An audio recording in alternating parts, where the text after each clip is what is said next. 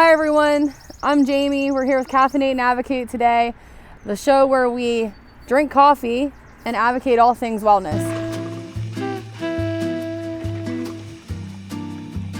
Today we're with Jen. Hi Jen, how are you today? Oh, I'm pretty good.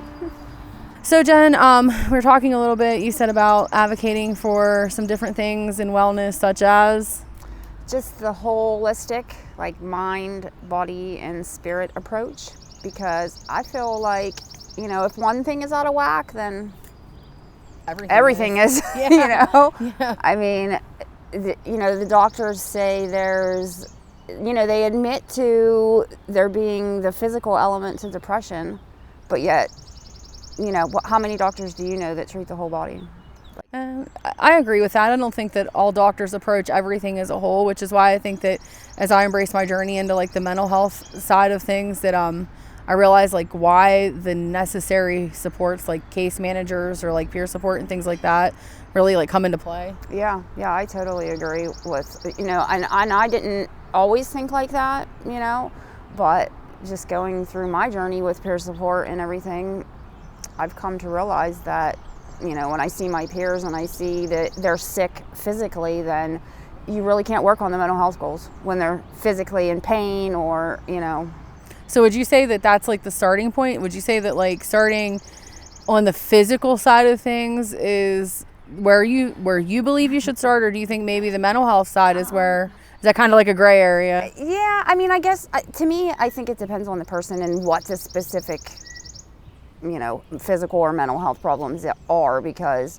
again, if your mental health isn't good, do you really feel like getting up and exercising or eating nutritiously or going to church or any of the other things, No, absolutely not. I would say that's a gray area then. Yeah, to answer my own question. Yeah. So is there things that you do specifically in order to maintain something like that, or where did you start? Well, I mean, I think it works better for maintaining the recovery, because I do think it's a gray area with, where you start at, because I feel like it's dependent on the person and what their specific problems are. But in maintaining the recovery, I feel like that's where the more holistic approach can come in, because things that I do are, I love nature.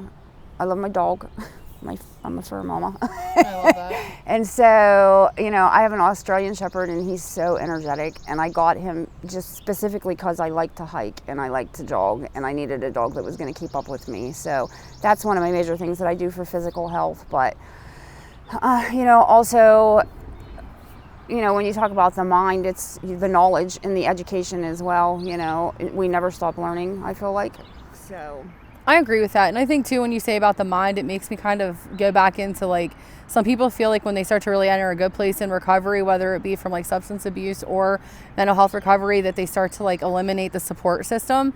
And that's a big thing for your mind. I feel like maintaining your support system is a good way to keep your mind healthy. Yeah, I completely agree, and I agree that that's what people do too. Or, on the physical side, they'll stop taking their meds. Like, I feel so good now, I don't have to take my meds.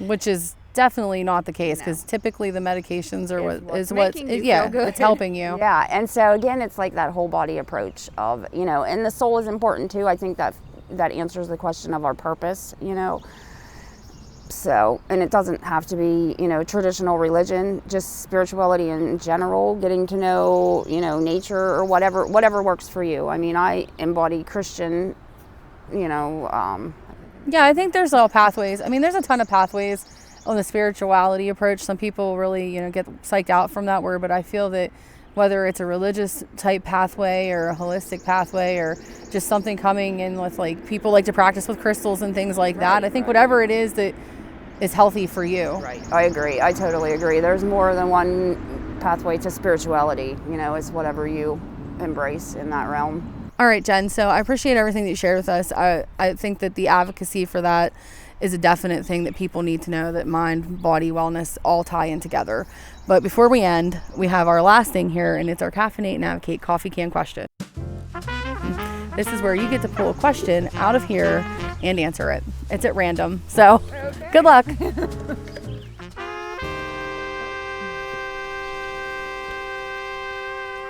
How do you start your day? So I usually start my day with my dog licking my face or biting my hand trying to wake me up.